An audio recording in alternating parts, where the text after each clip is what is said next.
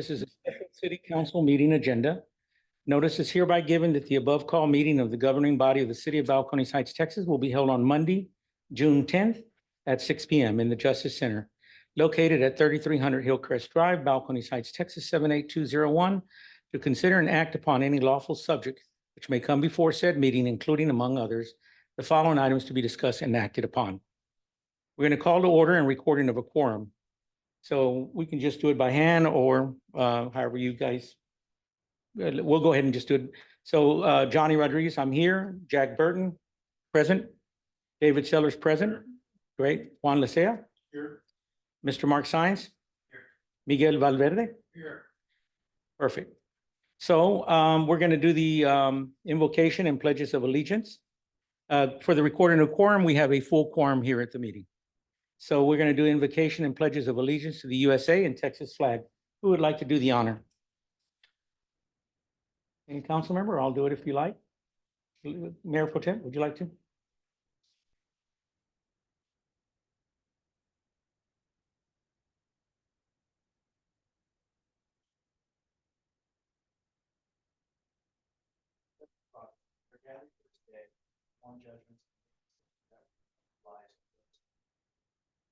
Please give us wisdom and understanding.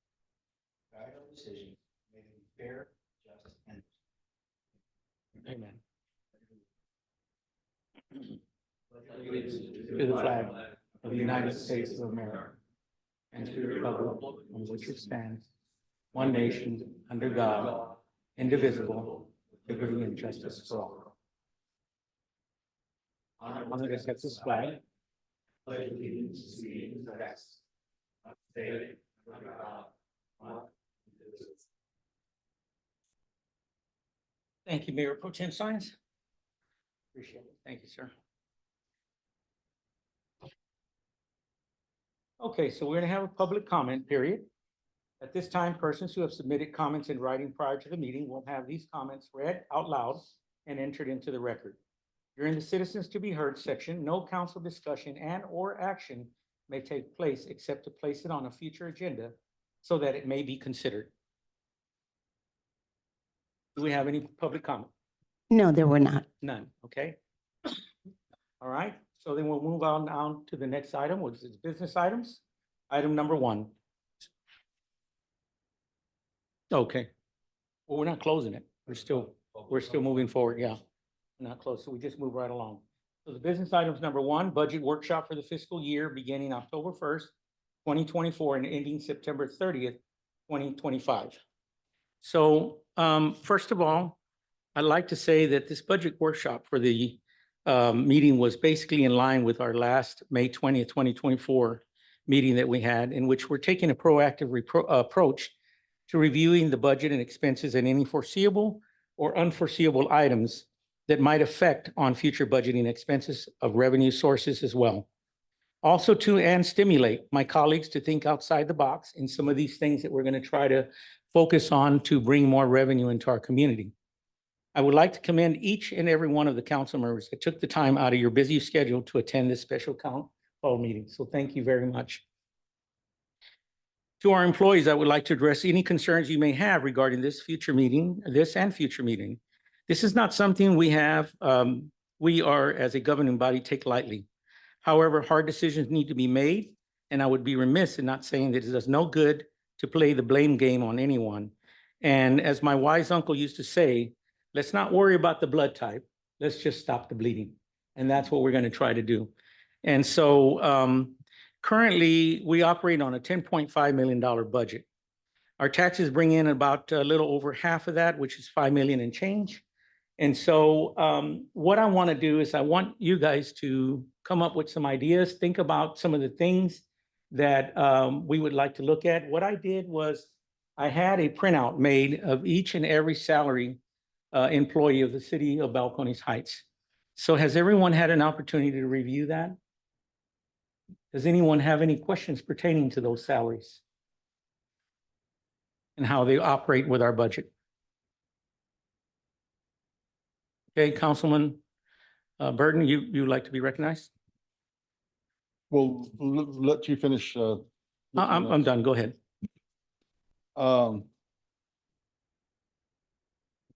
these are by far the highest salaries I've seen. Of course, it only gets higher every year since I've left council. And I don't want to pick on certain individuals, but you can't, there's an elephant in the room, so let's just get it out there. This is not me hating anybody, or I'm just calling it out there. So am I to understand the city administrator is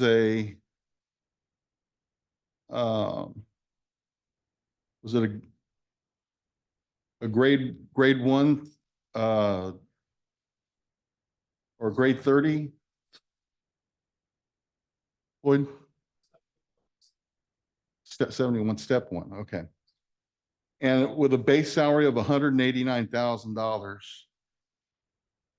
and with all the perks and insurance and all that good stuff, by the time it's over with, it's $236,496. Jack, if I may, I have a question. Excuse me, ask the chair to recognize first. He's still talking. I mean, you're a fine guy. I'm sure your accolades are great and everything. We can't afford you. I mean, this is way, I mean, Sharon Scully was making $500,000 for a city of San Antonio. And me as a taxpayer, I truly can't afford you. Would you finish? You want him to He can comment? He's ready. Yep, I'm not gonna be up here defending what I make, okay? And I certainly understand what you're saying, but you need to understand one thing. When you're talking about total compensation, because I'm retired, I don't get TMRS, I don't get insurance, and so all that is rolled into that amount. So the 71.1 is not really the number that you see is all those numbers that are rolled into that number. So you have to be able to understand the numbers. What you're talking apples and comparing oranges. And I'm telling you that the way it's calculated, it's total compensation. Every employee, the last number you see on the right-hand side, that's total compensation to the city. What you see in the middle of the page is just the salary itself. So when you're looking at salary by itself, then you're seeing one number. Once you start adding insurance, once you start adding all the other special pays and all the other things that every employee gets in the region, then you're gonna see a different number. But for the number here, when you hire somebody else, the number will be different because you'll be putting some of that money into TMRS. The 14% that the city pays for pension is TMRS. That number goes into that account. So right now it's just being rolled into the salary, much like the insurance cost, which is a little bit over $1,000. Okay, so let's deduct the TMRS at 28.5. Like I said, I'm not going to stand up here, Mayor, and defend the payment. So if y'all want to have a discussion on that, y'all go right ahead, okay? That's fine. So let's knock the $36,000 even at $200,000. With all due respect, I can't afford you. Excuse me, Excuse me. Mayor. Yes, let's go.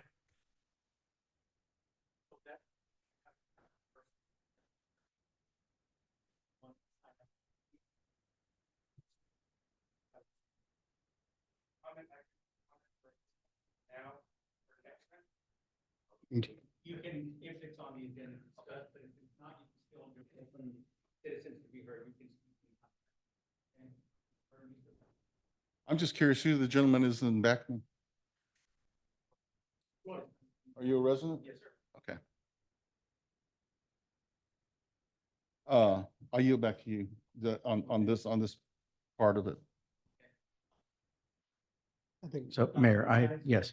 So I had a question, whether we should be discussing these specific numbers in front of all the city staff. These are really confidential information.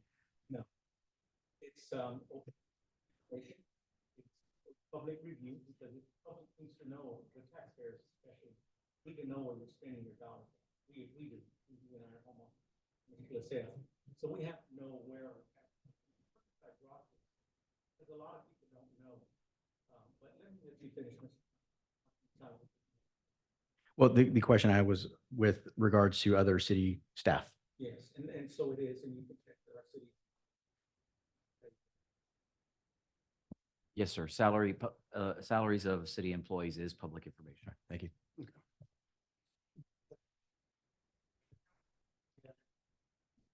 I'd like to be recognized just as we move. Thank you. And just as we move forward, I'd like to make sure that when we recognize or when we address a position, that we don't address the individual to minimize the hardship that can create. That's still public information. I understand that, but for as a matter of decorum and keeping our meetings professional, I'd like to refrain from directing the questions directly to the individuals. Thank you.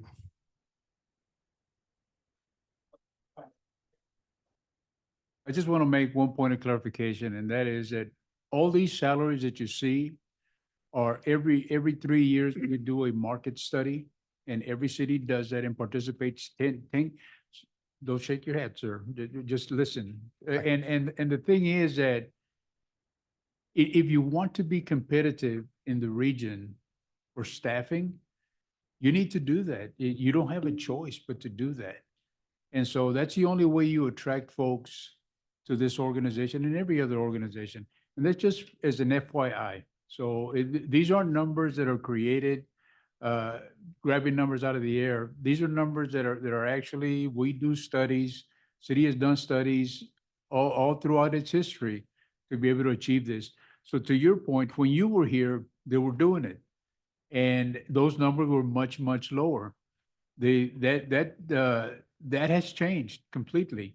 So these are the numbers that you see now that are competitive in the region. And that's all I have to say.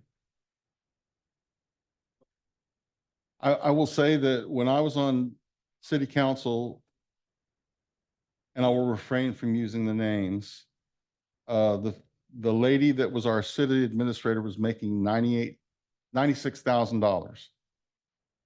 When we hired the next administrator, which was your predecessor, the mayor at the time wanted to bring him in at $115,000. I suggested bringing him in at 96 plus that previous administrator's COLA. And now it's jumped to, I'm knocking off TMRS, $200,000. So within a 7-year period, it's grown $100,000. Again, we can't afford that. It's just out of the norm for this size city. And you can't compare this city with any other city because we're 3/4 of a mile. We don't have the sales tax generated in the mall because the footprints are taken up by non-sales tax generating businesses. So we can't sustain a salary like that. Just like we shouldn't have bought into the mall because we can't sustain that kind of thing. So where do we cut? Unless we're just, as taxpayers, going to keep paying the bill, and it's going up, up, and up. And you're going to tax me out of my home eventually. And you're almost there right now. I may have to end up selling my home. So I said what I need to say. If I may interject,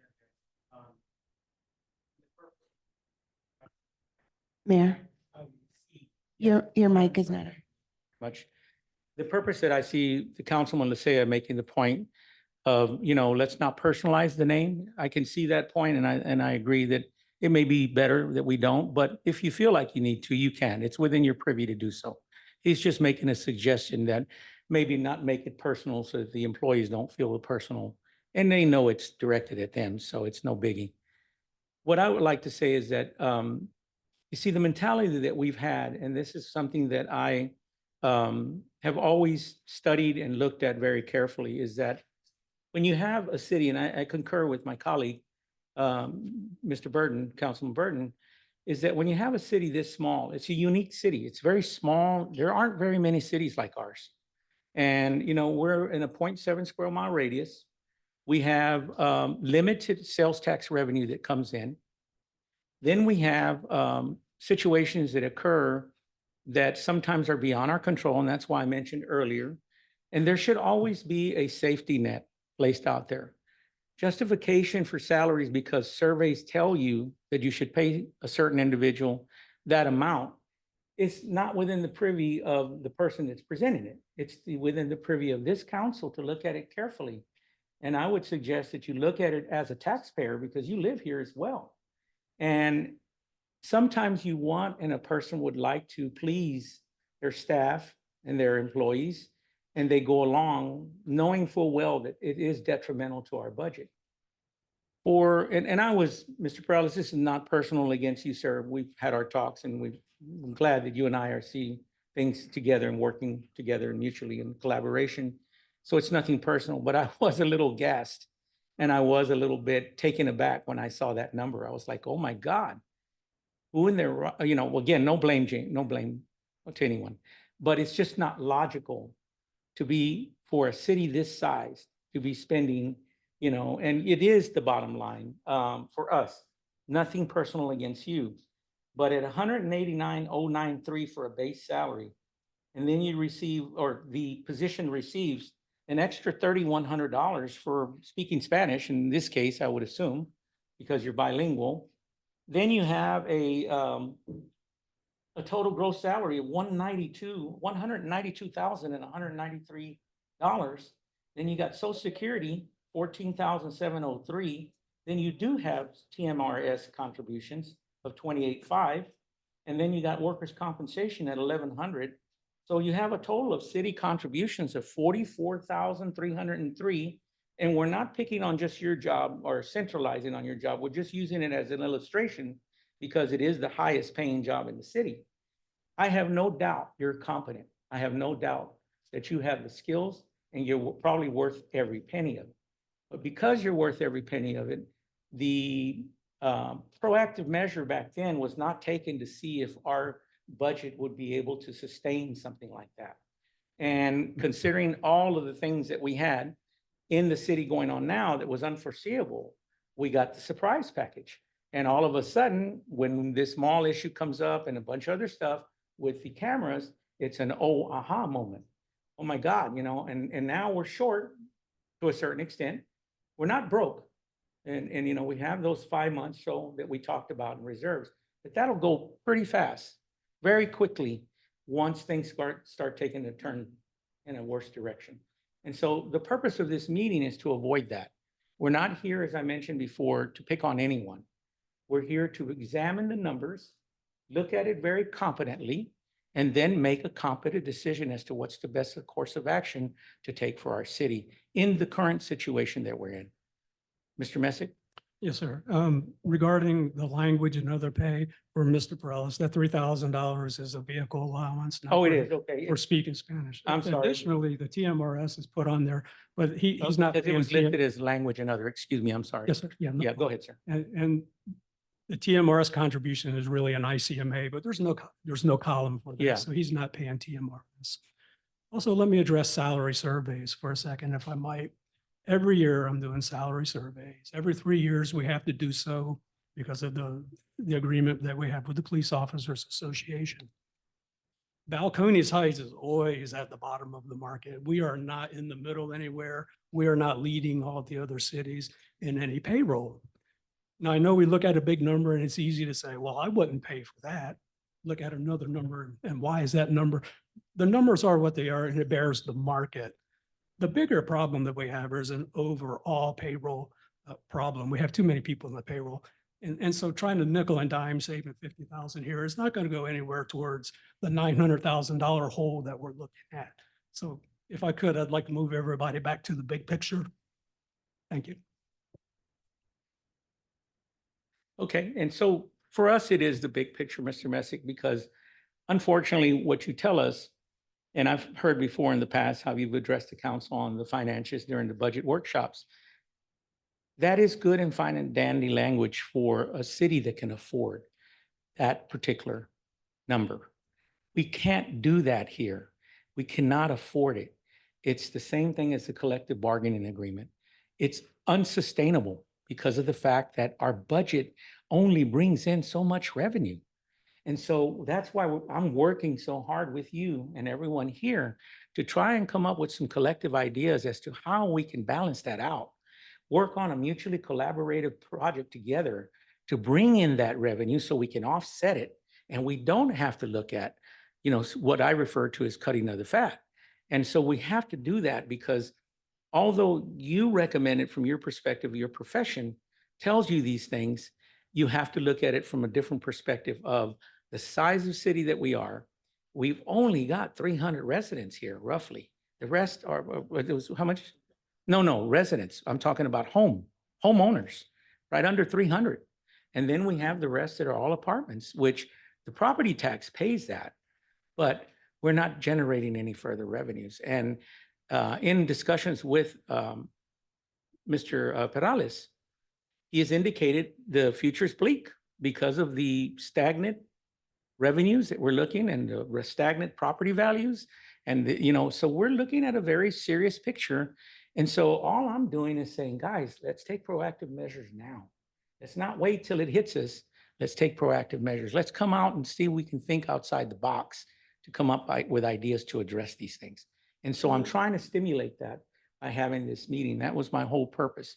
We use this as an example only because when you keep referring back to that these are standardized, responsive studies that justify these salaries, well, unfortunately to this council, and especially the ones that own homes here, which is, I think, all of us that own our homes and we pay our taxes, we don't like those tax bills.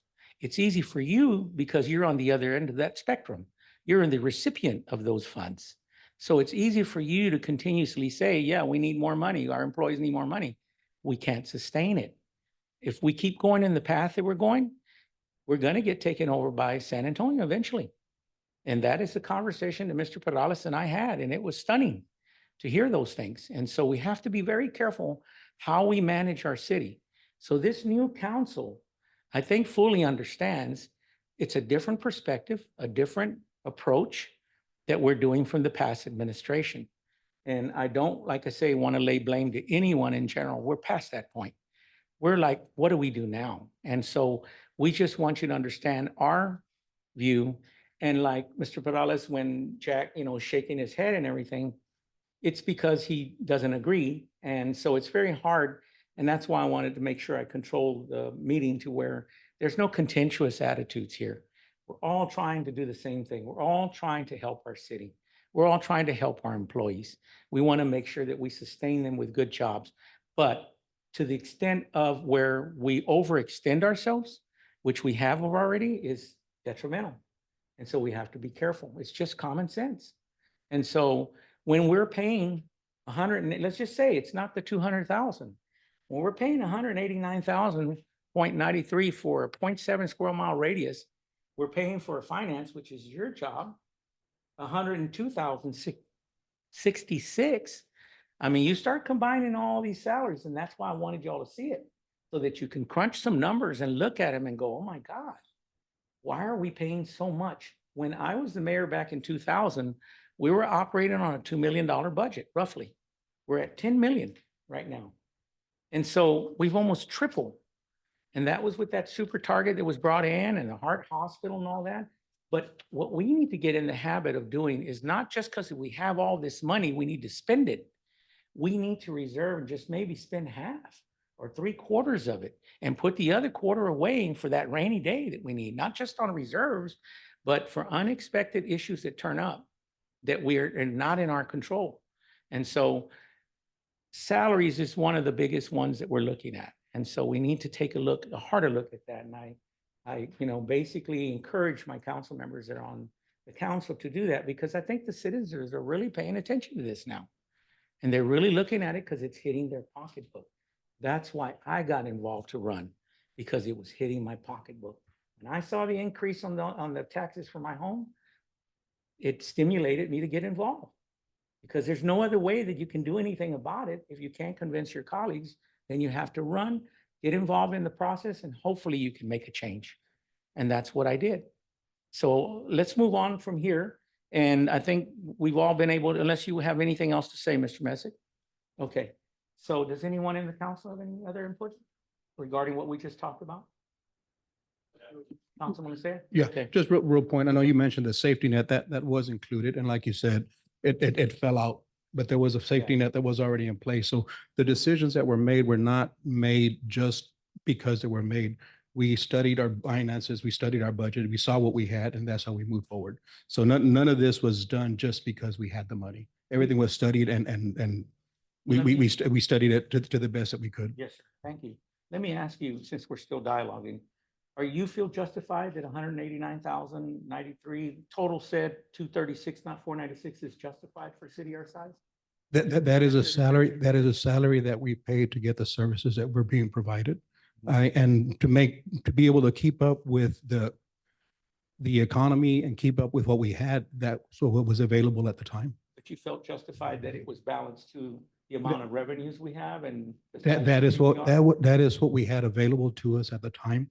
Oh, And okay, that's referring to you. that's right. Is that the way you personally felt about it? That is what we had available at the time. Yes, sir. Councilman Sellers, you have the floor. My understanding, Mr. Gilbert is about to retire. Yeah, well, What do you mean? from Go ahead, Balcones Go ahead, High Mr. School, Gilbert. you know. So with that said, I think his replacement, we should specify the amount that we're gonna be paying him. Yeah, I'm on. I don't know why this is lit. Yeah. But anyway, aside from all that, I've been asked to try to cut, look at the areas we could cut back on. And I wanted to, look at the overtime from the police department and the fire department. Last year was a total of $90,000 combined. I would like to have some input on why that was $90,000. That was 40,000 for the fire and 50,000 for the police. So Is there a way we could cut back on that? And we've got 10 officers here. So the way it works is that typically when you have vacancies and we have people out, you have to backfill. And last year was not a good year for us in terms of recruitment. So we had several openings specifically in the police department and several people injured. We had several openings in the fire department that necessitated backfilling. And those come at a cost. I mean, it's not free. And I know that one of the things that we always hear is that we never have enough people out on the street, enough patrol. And when you only average about 2 folks per shift, one of those guys is out. One of those guys is out at Bear County dropping off somebody. You're gonna need somebody else, because one thing that we know for sure is that while you may only have 300 citizens, you got 300 houses, people living in houses, you got 3,000 citizens, whether you like it or not. We don't slice and dice people. So whenever there's a call for service requested, we go out there. And so you can't have one person in a city this size, regardless of what size it is. You can't have only one person out there because they always need backup. You can't send somebody into a difficult situation by himself. I understand. And so to your point, I just if wanted you- to know if we could cut back on that. I'm not done yet. I'm not done with my response. Real So when you look at those numbers in isolation, you're doing a disservice to the discussion. What you need to look at is also the salary. So what you do is when you pay overtime, when you have people when you don't have a position and it's vacant, you have those salary savings. Those salary savings, you have to offset with overtime. So if you look at the numbers in its totality, you're going to see a different picture. If all you look is overtime, you're doing a disservice to yourself. So you need to look at both columns, salary, paid, and overtime. And then you see the full picture there. And you see that at the end of the day, all those numbers equal what the budget calls for. And so you need to look at both of them, not just one. Because if all you do is concentrate on overtime, then yeah, you're right, it's high.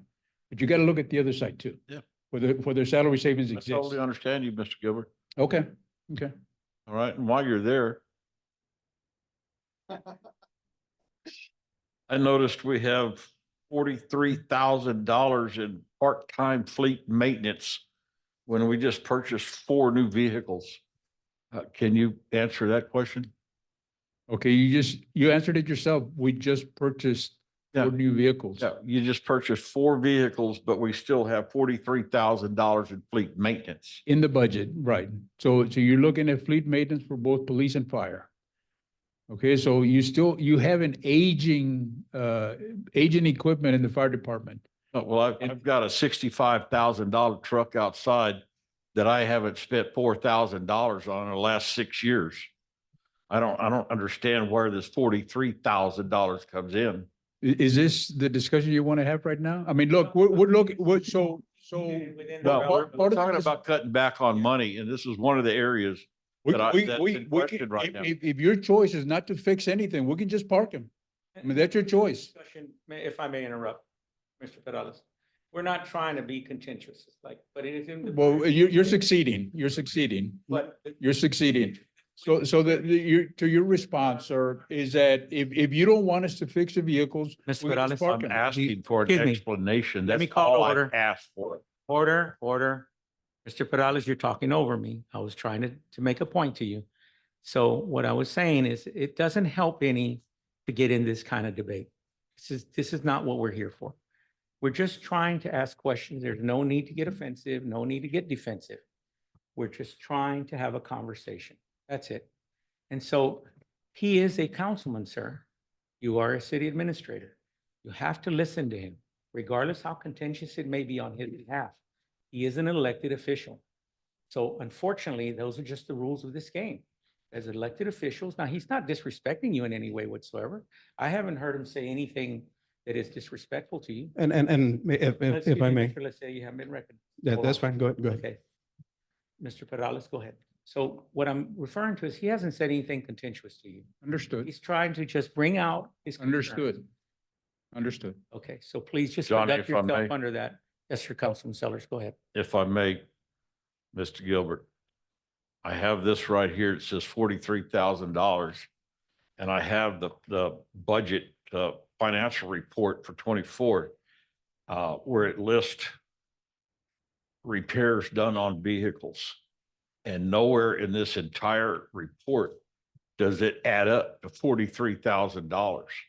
That's the purpose of my question. Mr. Yes, sir. Messick? I believe, Mr. Messick? Sellers, you're Mr. talking. Messick, just, refer to me before you talk, so then let you go ahead and go. Yes, sir. Mr. Sellers, I think you're referring to salaries when you're looking at that chart. Is that right? I'm talking about fleet maintenance on the Okay, vehicles so you were now. holding up the salaries, and so I was a little confused. Are you referring to the salaries or are you, because fleet maintenance is going down. If you look at the past budget numbers, at least at the police department, you can see that. I'm the holding fleet- up part-time fleet maintenance right here. Okay, that's a position. That's not a maintenance expense. That fleet maintenance is That's his maintenance on the title. vehicles, is it not? No, sir, that's just his title. He's there to run the fleet for the police officers. He works 19 hours a week in doing that. He's the one that's going to take it out and get the vehicles decaled when you get new. He's going to put the cages in, the computers in. He's going to take care of all that stuff for you. So it's a part-time position. Well, thank you for What you were looking at explaining there. that. Yes, sir, It's but too it's- bad Mr. Gilbert couldn't have done that. Well, I think we were confused about maintenance costs, and I can see where you would think that's a maintenance cost. But yeah, they're definitely coming down. As the fleet gets newer, those maintenance costs are going to come down for sure. Thank you. I yield the If floor. I- Council, thank you. Councilman Sellers, if I may offer a suggestion, perhaps Mr. Messick has indicated to me his days when he's off and he has time. Perhaps you might want to sit with him and kind of go over some of these things with him. And maybe some of these questions you have, he might be able to answer in private with you. And then you can come back to the council meeting and Sure. discuss them again. Okay, Councilman Lysia, you asked for the floor. Go ahead, sir. I pass. I think Okay. we got it taken care of. Okay, And that's, I was just going to refer to the way that the dialogue was going. okay. I'm good. I'll control that. Okay. Anybody else? Anything else? Okay. So are there any other concerns that you, and the council may have? Any questions pertaining to these, pertaining to the police department, where we have the fire chief salaries, the captains, the lieutenants, basically police chief, salary, the sergeants, all of the things that are basically, funded under the operating budget. Does anyone have any questions on those? So I think- I'm sorry, go ahead. Councilman Burton? I think we can visit those when we start talking about in the workshops that we're Okay. supposed to, when we get close to budget time, and Mr. Meza can give us his suggestions and so forth. Okay.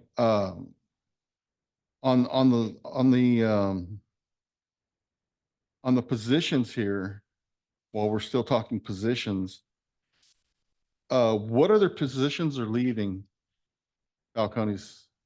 Because I saw on a biweekly, Mr. Garza, can I say those? If it came out in a biweekly report? Am I allowed? I'm not spilling the beans, okay? No, you're good. Okay. Mr. Lorenzo is leaving us, and so is Mr. Lotta. I would like to suggest, and I hope I can get help with my fellow council members to freeze his position temporarily after he leaves.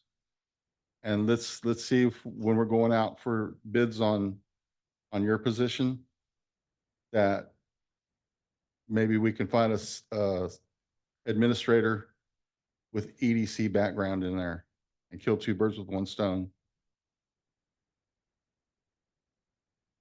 I hope I can get support from. is there any- Just to answer the question, ahead. that was actually gonna be my suggestion. No, y'all are on the I mean, same wavelength. If you want the credit, you can have it. You're on the same wavelength. That's good. That's good. You're both on the same wavelength. So that's good. This is what I'm talking about. This is constructive dialogue, and it's working towards a common interest, which is the best we can do for our city. Anyone else? I just have a question if I may, Mayor. Yes, go ahead, Councilman Ledbetter. Mr. Perales, we do have somebody that's capable of taking care of business like with a car wash, ongoing projects right now, right? So the short answer is no. I mean, we have people that can do the permitting and things like that. As far as, he's not talking about Albert Lata's position. I'm gonna fill that position. I can't afford to keep that one open because there's too much engineering work coming up. And the existing workload, remember that the two individuals that are left there have less than 1.2 years combined. And so there's a lot of need there. And I've got a couple of good candidates, and I'm gonna go ahead and move forward with that. I misunderstood. I thought what Mr. Burton was talking about was freezing both positions. Okay, I misunderstood. Thank you. Okay. Anyone else? So does anyone have, go ahead, Mr. Burton. I'm looking Councilman really Burton. quick here. So the community, director of community development, he's currently in at 100K.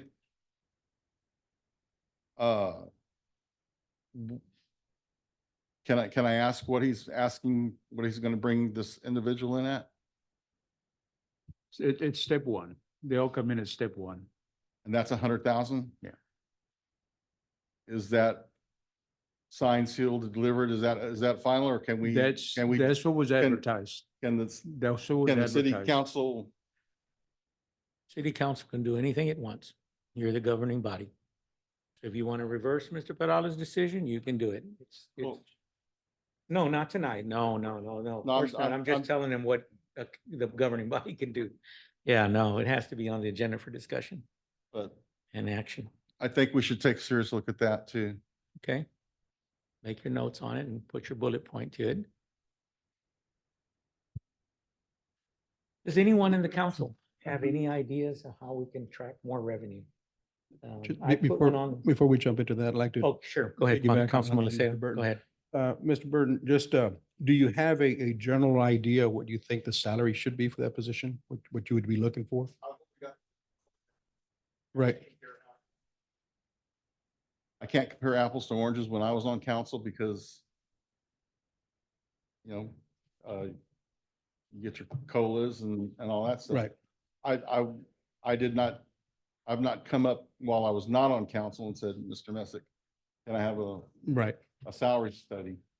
Okay. So I don't know, but again, I think just because we have the money in the piggy bank doesn't mean we should blow the whole wad. And once, you know, I think we need to start look at cutting back on salaries. I fully understand that, but I also want to make sure that when we make our cuts, we don't make our cuts so low that we end up in a worse situation than what we're leaving behind. I agree, we do need to make some cuts, but they have to be good, sound, and equal cuts.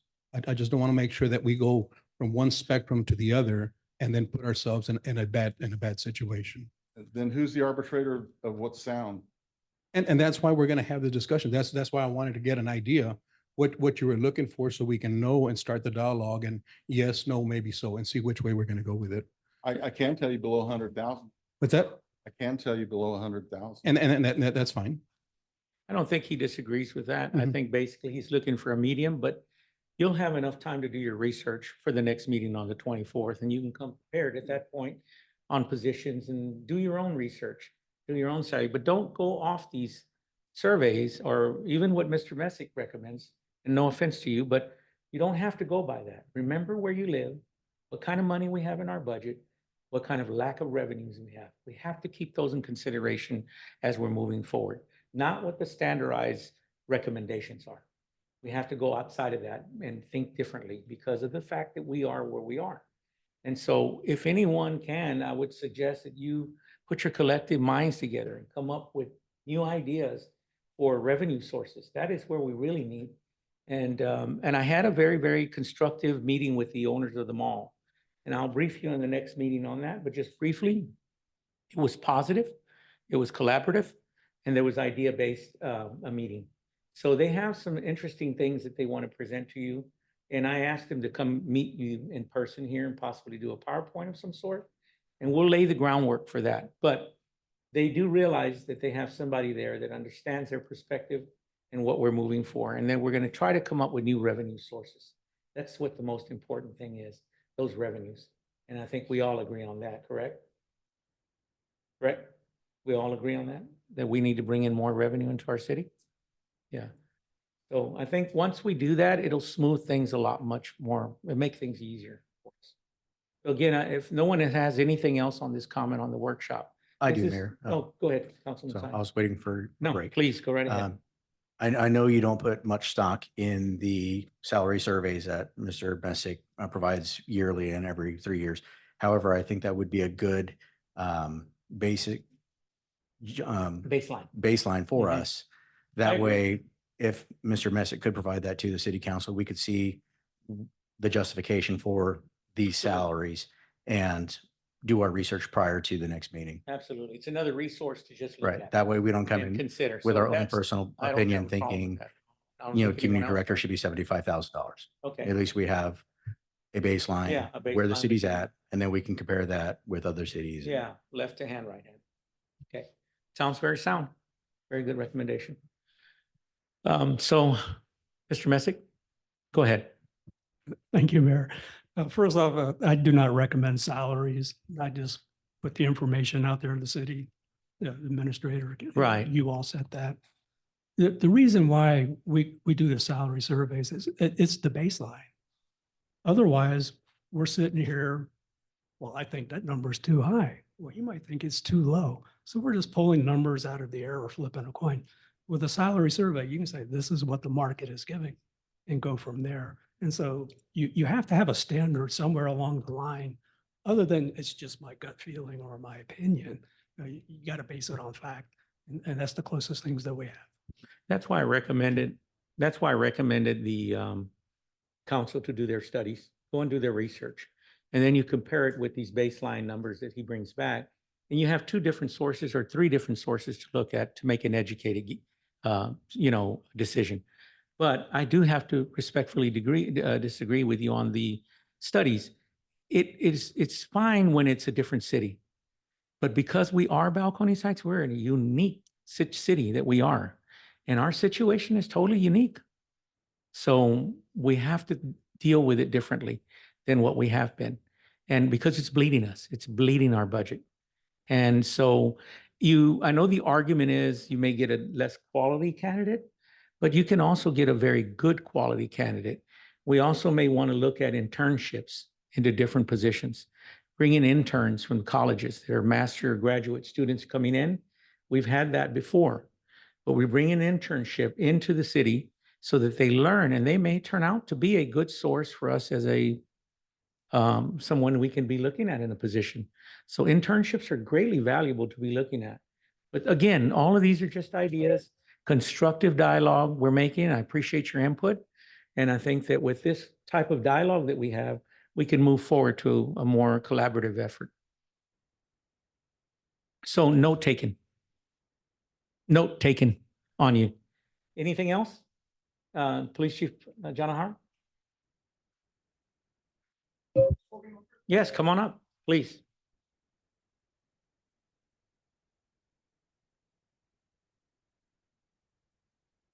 Mayor, Council, thank you. It wouldn't do any just, Mayor, if I didn't just touch on one is that we all coming in, new council, working with council, former council, on everything that's been discussed up to this point. I think it's needed. It's nothing that we haven't had a discussion on, you and I think some of the council members, that Mr. Pedales, when he first came on board with us, looking at the issues that we have, some of the decisions that were made, and what we heard from the employee standpoint on our side, police department, and I think I can speak for first responders or the second responders back here or vice versa, however you like it. That's a joke. It's a joke. So we have a really good rapport. It's like a family here. One of the biggest things we've always heard is that we don't live in the city, but I think what we do share is the fact is that we spend most of the time here as employees in the city. It could be calls, just everyday work. But one of the things is that when Mr. Pedales had come to us, open arms, we heard in the first set of meetings were that we have this elephant in the room where in 2025, if we don't cut this budget, like all the discussion we've heard tonight, we're going to start losing employees. In this layman's terms, out of my mouth, we're going to start cutting. So for us, we know that we're really busy. I know fire is really busy. So we looked at it as, well, where are they going to start these cuts at? So I know Mr. Pedales had made a laundry list with council. I'm not sure if y'all had seen that. One of the biggest things that I'm going to attach it to, and I'll try to keep this short, is with the vehicles. And I know, Mr. Sellers, that's something you had discussed and brought up right now. So with GM, COVID, no excuses. It can be proven on emails. The position that you were speaking of, it's Mr. Timmons. He's our part-time fleet maintenance. He does more. There's probably everyone in this room that are you looking at employees that do more and they don't charge the city. There's just not enough time. And as we all have looked at and we've all said and verified, there's not enough time and there's not enough employees, not just myself, but every employee in here probably has 3, 4, 5 job descriptions. And I agree, Mayor, like you said, we're unique. But for us for us in policing, the bad guys and the bad girls don't know that we're unique. So we're centrally located, of course, we're crossroads, and we get the spillover from San Antonio. They do a great job backing us up, but we still have those big city problems in a little city. And fortunately, where we're located, we deal with that. But back to the vehicles before I move on is they were caught up with the GM wait list. So the vehicles were on order. Council had approved them. So one of the budget cuts was going to be taking our take-home vehicles from myself and chief and fire chief. So that was one of the things that we had utilized to cut the budget for 2025 to help it out, to reduce that. As soon as Mr. Perales put that in effect, GM calls us not even a week or 2 weeks later, within 9 days, to let us know that, oh, the 2 vehicles that we had on order, which we kept trying to get updates on, were released. So this is why we have 4 Tahoes that are here now. Now, this is something that Mr. Messick and I had just had a conversation on. We're allotted $60,000 from 2024 from our budget. So should we reduce that? Because we know with new vehicles, they're probably going to be less maintenance. So I think everyone does a great job on trying to reduce that. And one of the biggest things that Mr. Pedals has always told us, is it necessary? Do you need it or do you want it? And that's something that we do on our department constantly with our lieutenants. So not to just put light on us, but I think everyone does a great job doing that. So I just wanted to touch on base with something like that. And then just everyone, I think, is on board and looking forward to these meetings, because I know with y'all coming on, and if y'all are going to be part of budget process, I'm looking at personally, what are we going to do and what ideas do we have to remedy this problem in 2025? Because I don't want to see anybody lose their jobs. You know, we've been asking for more police officers for the last 2 years, going into the 3rd year. And if you're privy to the budget requests that we submitted on our side from police, we're asking for that again. So by all means, we're here, we're here to learn, and our eyes and ears are open. So we'd love to hear your suggestions. Councilman Burton. That's exactly what I wanted to hear from you. 60,000 budgeted. Put that in the piggy bank. Don't touch it. It's there. It'll be there. That's the way we need to start thinking. Thank you. Put it away for that, not rainy day, that stormy day. And it's not if, it's when it comes. Thank you. Anyone else? Well, Chief, as we move into the budget process, we'll address more your department and others. We campaigned and we worked on our campaign on pro-police, pro-support for the fire department. All of our core delivery services is what we want to focus our attention on. But what you must remember, and I remind you if I can, for the fire department, yourself and other core services, we always have to keep our eye on the ball for the taxpayer. They come first. It's unfortunate that's that way. We try to juggle it as even in balance as possible. But the homeowner, the taxpayer, the person that lives in an apartment complex, that are residents of this community are the ones that and I had to make sure I correct that because I didn't want you to think, Mr. Perales, I was just thinking of the 300 residents. It's everyone in general that lives in this community is equal to all services. And so in that, I think that everyone here by this meeting today that's here, that are employees and non-employees, gets the message. The message is we want everyone, and this is what I put in my newsletter when I sent it out this past time. We all collectively need to work together and understand the objectives that we're trying to achieve. And I would like to take this opportunity, and we're done, you and I, take this opportunity to apologize to Mr. Sines, Mr. Valverde, and Mr. Licea, that I took the approach because I'm so passionate about what's going on in my first meeting that I addressed the, elephant in the room, so to speak, that everybody's using right now about past administration being responsible for things. As I collectively thought about it and I gathered my thoughts more and more about it, I realized that it was a mistake on my behalf to say something like that.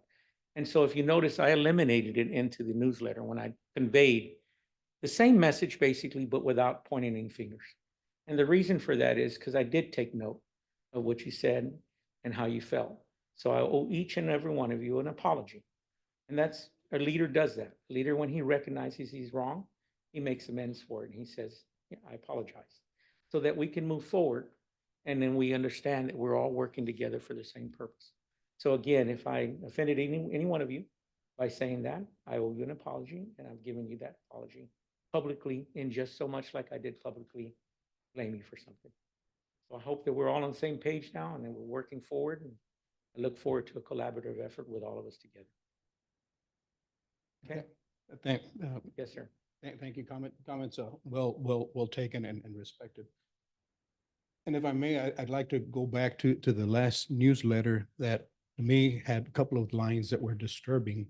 The biggest one was personal interest amongst the council. That really threw me back, and I'm just, what evidence, what proof do we have that individuals on council have personal interest? Let me clarify that. That wasn't, it was an open term to anyone or everyone that would have a personal agenda.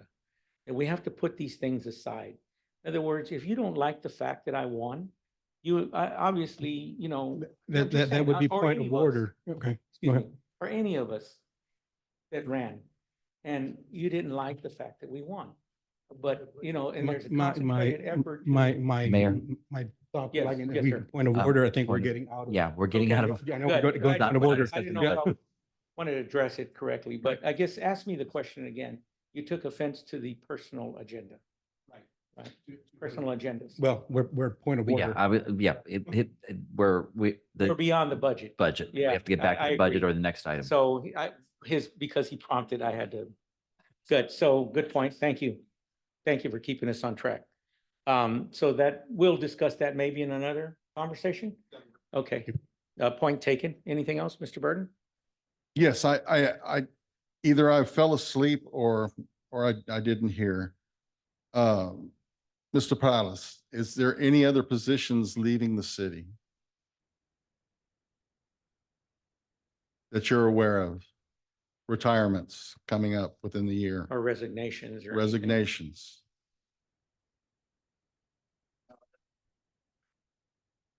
Police department, fire, Yeah, PD and fire? no anticipated. No, sir, unless y'all heard something and. No, I we're think just, we're asking. We because of joked the about budget, that we're asking. last meeting. If, I know there's a lot of stuff circulating on, like in the neighborhood but no, sir, we haven't received anything. As a matter of fact, that's something that Mr. Pedales had noted. He wanted us on our biweekly reports that y'all get from council, just to show where we're at and how many open positions. And I Okay. know we had 2 officers that were out sick.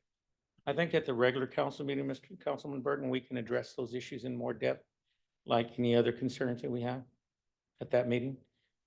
We'll stick with the budget items that we currently have that we're wanting to discuss.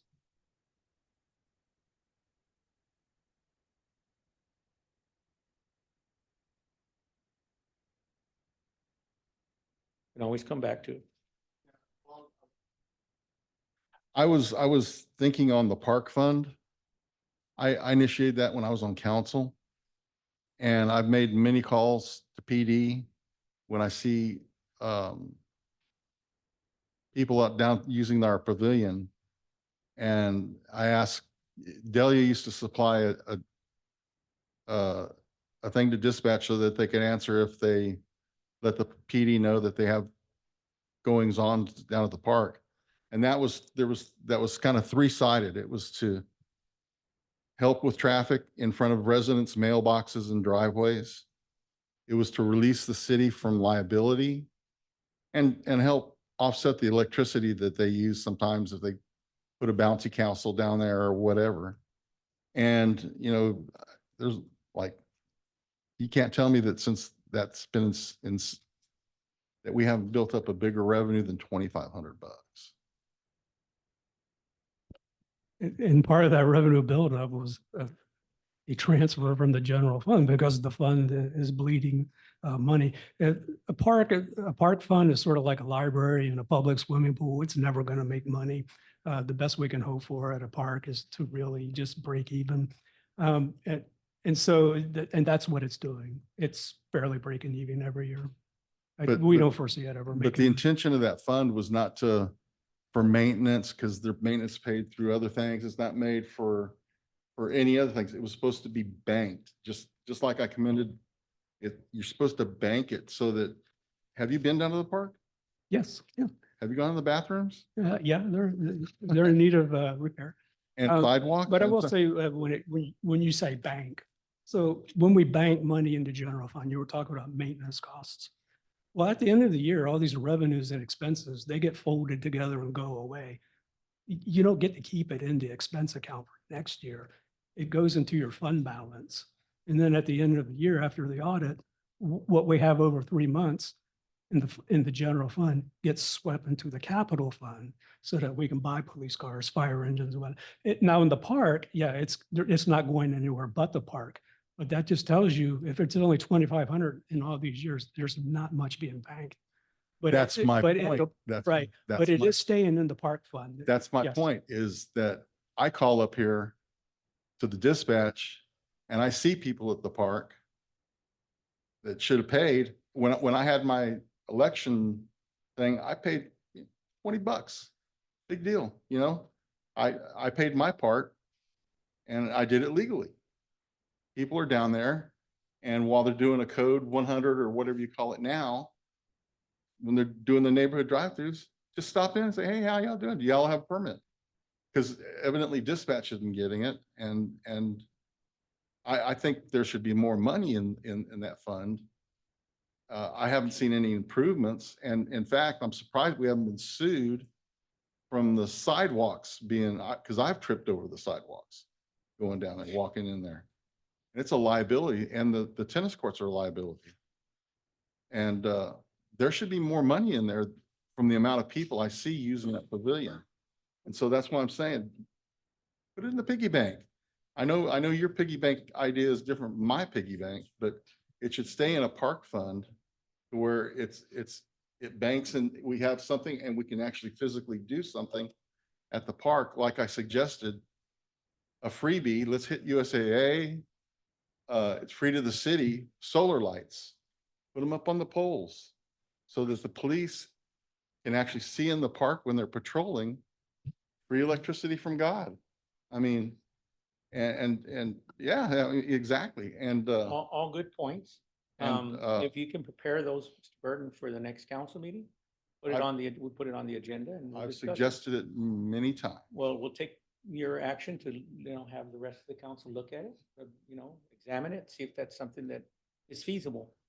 Again, the budget, but Ms. Sanchez. Sanchez, you wanted to say something? Yes, I just wanted to let Councilman Burton know that there really is, people that pay for the park are not that many. If people are there at the park and are not paying, are not coming over here. But as far as how much we get, it's not a lot at all. I respect that, but there's more people down there using it, not paying, and that's why I'm saying Right. if there's no document to the dispatch to let them know, and I'm calling, the standard answer is, oh yeah, they paid, but And as far as I know, I thought that they were still getting it, but if they're not getting it, I will find out and make sure they do. Okay, we'll get it on the agenda to. yeah, that's what I address was, and that's what I was maybe told. Put some guidelines and see if you can increase more money to the park fund and help. Councilman Sellers, did you yield, Jack? Mr. Burton, you yield? Yes. Okay. I'd like to know why we're not renting the pavilion next to the maintenance shed any longer. Said That was that was generating revenue. I know there was a question of who's going to clean it up. But if I remember back, that thing was rented all the time. And anyway, with that said, I just want to say that I think the most common sense approach to cutting back is looking at this fiscal year and looking at everything that's gone out and start here where we can cut back and question why we paid monies out. And then if we want to cut back, Mr. Mayor, I think we should look into the future of cutting back, not the past. Right. Okay, and what I mean by that is not taking monies away from a $65,000 officer or a fireman. Those are decent salaries, And I agree. There's no doubt there. that's bottom line salary. But we are a city of 3,000 people, so we can't run it like other subsidies. I think And everybody. I yield with commented that. on that. So with that in mind, I have a few budget things that I think maybe you can bring forth that we discussed together. Can you come up and explain to everyone on the COLA regarding the Balcones Heights Police Officers Association, right, not association, collective bargaining, what we're possibly facing in the 24-25 fiscal year of the COLA and how it's applied to the BHPO collective Okay. bargaining. And on the 5%, the 2%, and the 7% total greater. So that the public. Well, if you want to talk about COLA, I don't have numbers for COLA yet. Specific for what we discussed about Balcones Heights. I'm telling you, I don't have no. numbers for COLA General yet. numbers that we discussed. You're talking about what's in the agreement? Yes. So in the Maybe be more agreement, specific. What's in it's the capped at 5%. So that means that if Social Security comes in and states that COLA is X, and if it's over 5%, then the city's contribution to under the BPOA agreement is that we give out a COLA up to 5%. If it's anything lower, then that's what you give. You give the exact number. I mean, that's really it. Which would put us at 7% roughly, give or take estimate. Well, if you qualify for a step increase during the year, step increases are provided to employees on their anniversary date. And so that's typically about 2% per step. So if, under your scenario, if there's a 5% COLA and a 2% step, you know, it equals 7%. I mean, it's simple math. Which equals to about 150. I think we discussed to about 200 and. I think if, when you start talking total compensation, then there's an impact. Whenever you have an increase, there's an impact to Social Security, there's an impact to Medicare, there's an impact to TMRS. So you have to look at the entire total compensation and not just salary. So the number is much greater than just that number to salary. And then we discussed the Hillcrest, because we have some upcoming decisions to make on the street repairs, and you mentioned, we discussed mutually on Hillcrest, what you. Yeah, but I I'd like mean, to hear your that's, ideas to them, just to kind of give them. an I need, on that one, I need to talk to my staff before I commit to anything, Mayor. right. This is the discussion with you. Yes, and I so- didn't know if okay, you wanted me yeah. to not say anything. Not at this stage of the game I right now. respect that. Okay. Okay.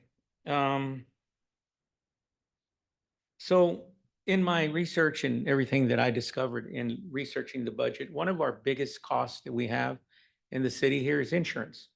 The insurance coverage, and I understood that some time ago, y'all took a pretty proactive approach to kind of get those costs down, right? Lloyd, on the insurance. Are you referring to medical insurance or The overall insurance. of liability the- insurance? No, the medical and the Yes. costs. Yes, sir. So we pretty much have cut the cookie on that as best we could. And we went with a higher deductible, I think. Is that correct for the employees? For cost savings? So in short, we had 4 offerings available through the city's insurance program. What we did is cut that down to 2 because each one of the offerings requires an administrative oversight fee. So we cut that to 2 and then revamped each one of the options and made it such that people would migrate over to the high deductible with an HSA program that actually is more beneficial to the employee. Plus, it saves the city a substantial amount of money because the cost is lower to the city. Okay. So I'm glad we touched on that. And if we can, in the future, I guess we'll discuss if there are any other options there we can possibly save, and it will be so cost prohibitive to the employee itself on that. But we'll look at those things as well. And so the Bear County Appraisal District has not produced any numbers yet right now. But we're pretty stagnant, right? In that. One of the things that you've heard me say this, you've heard me say this repeatedly, the reason that we have a challenge financially, it has nothing to do with any current, actions by any councils. It rather started about 20, 25 years ago, because what you have today is an aging community with aging infrastructure that automatically impacts your ability to generate sales tax. Whenever you have a property that has flipped more than 10 times, you notice that some of your named tenants become more mom and pop tenants, and the generation of sales tax is impacted. So that right now we're looking at flat numbers for property tax and that's based on market value of each one of the properties. Painting a house or painting a building doesn't increase value. The only thing that increases value is substantial redevelopment or tear down and or new development. That's what impacts values. And as long as that isn't happening, doesn't matter what you do, your property values are gonna remain constant, and they're gonna be stagnant. And that's gonna have a direct correlation to sales tax generation. So one doesn't exist without the other. And if you drive around, you notice that there's very new redevelopment. And, if council wants to make a real substantial change, then you really need to look at, how do we attract more development? You're landlocked. You have no green space. So you need to look at other ways to do that. And unfortunately, because of our financial condition, we don't have the funding available for incentives, substantial incentives to be able to attract folks. And so that's your biggest challenge right there. And that's, that's not going to change overnight, guys. It's not going to change in 2 years. It's not going to change in 4 years, because redevelopment doesn't happen that fast. We, the city, committed a really bad, inner city development back then in the early 50s and 60s and 70s. Because it actually took up all the primary real estate that we have here in apartments. Nothing about our apartment friends that are here, but when you have that kind of inner city development, you have too many apartments that are in ratio to homes outpace them. Then your economy starts degrading more, because of the fact that the prime real estate that you have to develop into what we discuss economic development projects. And when we had the opportunity across the street, we turned them into other apartments again. And that was not, it only gave us $40,000 in ad valorem taxes. So, we need to start becoming more conscious about the current properties that we have that are coming up for sale, and our strategic mission and statement that we have, and how do we combine those two together to make it an effective inner city development. And we have to redevelop our whole mindset of how we're going to do that, because it is a difficult task. It's going to be a difficult task. And I think that with the primary property that we have here, we're going to have to steer those group of investors in the right direction in terms of how does it turn out to be a win-win for both parties. We're joined at the hip with them, there's no doubt, unless we can, and we discussed this, the partners and I, of what are the alternatives. And I'll present that to you at a different meeting, but we're joined at the hip pretty much. And so, yes, Mr. Perales, go ahead. I just want to add one more thing. And, as dire as it sounds, remember that, you're one of the very, very few cities in the state that is actually 70-30% ratio of commercial to residential. Because You don't find that anywhere else. So the thing is that if you can have if your efforts are focused and not strategic, but tactically on renovating and redeveloping your commercial properties, that's where you win. Absolutely. Residential, there's nothing you can do with residential that's gonna increase values substantially. It's the commercial part. And like I said, you sit in a position that very few cities have, and that is that your 70-30 ratio is great. It's just, it's an aging infrastructure that you have. And so that has to change. So you can't be, you can be strategic, but you got to be tactical about some of those things. And that's what I refer to as the mindset. We have to change our mindset if we're going to approach that direction. If we collectively decide to do that, that is the best course of action to take. And I concur with Mr. Perales because being schooled in economic development, those are some of the primary elementary factors that contribute to inner city development, and particularly in our situation that we're in. So we're finished with that. And anybody else on this subject on the workshop? Okay. Do we need to take a small recess for anybody? Take a break? We're good? Move forward? Okay, so let's go ahead and move on to, this is not an action item on number 1, so we'll go on to number 2. Discussion and action for issuance of RFP for executive search firms for hiring of city administrator position. So I put this on the agenda because in conversations with Mr. Perales, several times he indicated that he's limited on his time here and he's not going to be with us that long.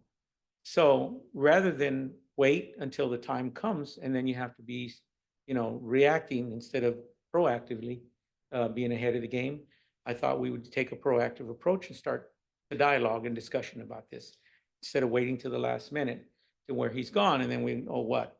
So in that discussion, you have to consider what we discussed during the budget as well. What kind of salary range you're looking at?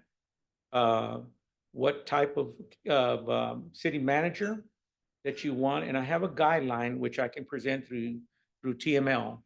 Texas Municipal League has a guideline on hiring city managers.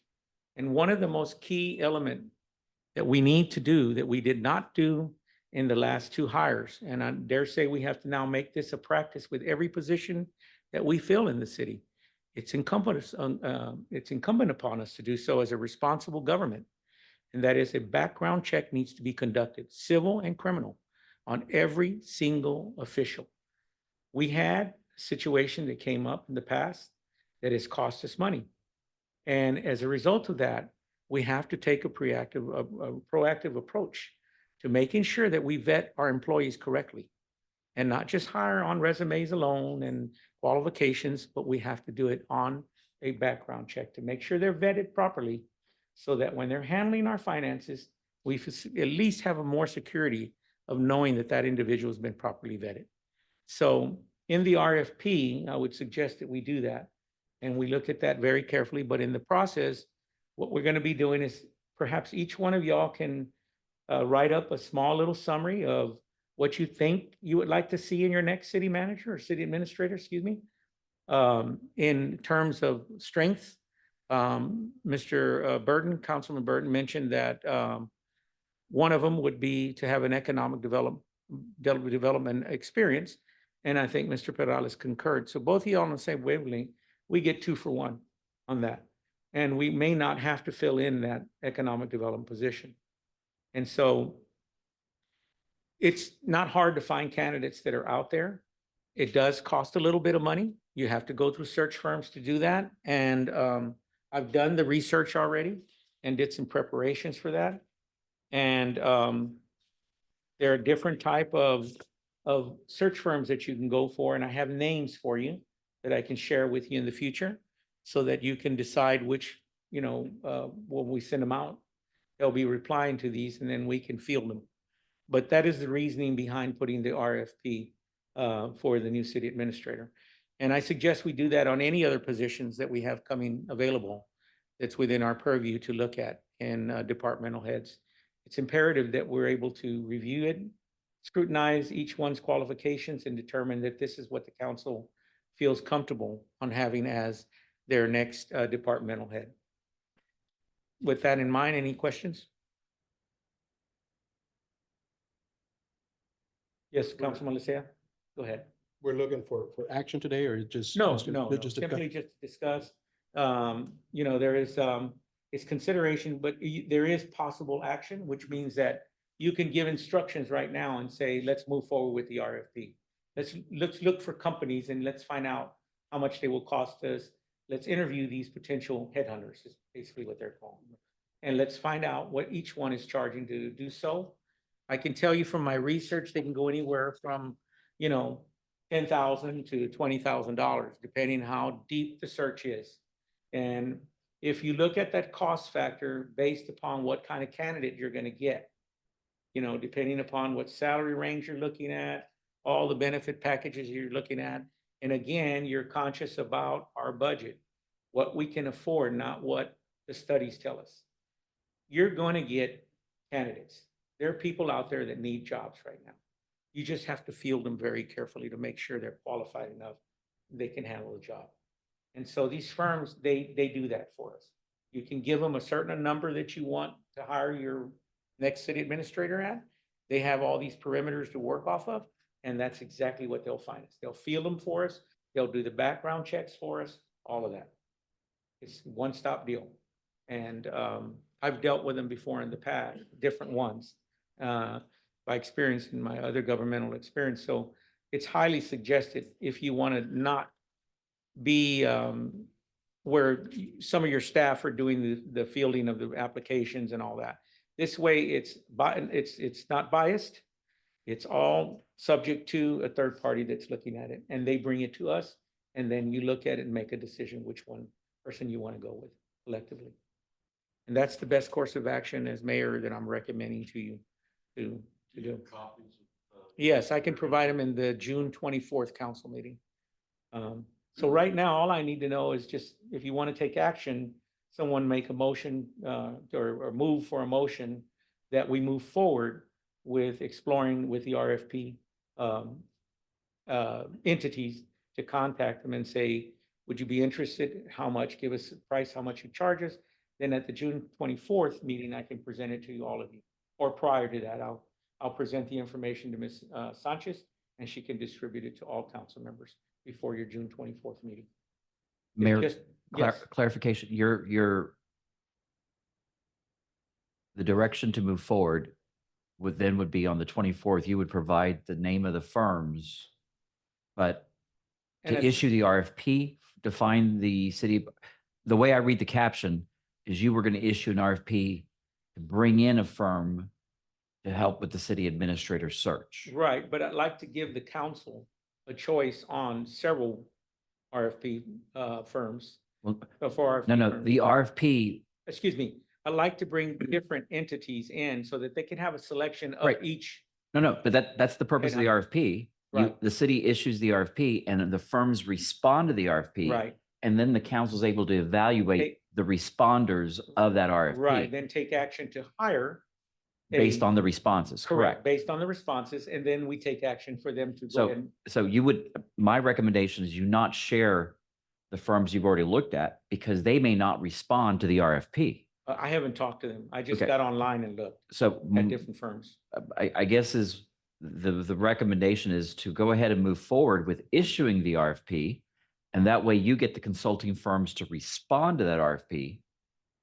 You would direct staff to prepare the RFP, issue an RFP, and then the council would review whoever responds to help Right. you with that search. Right, and that's why I wanted to get started so early because of this complicated process. We got to take steps.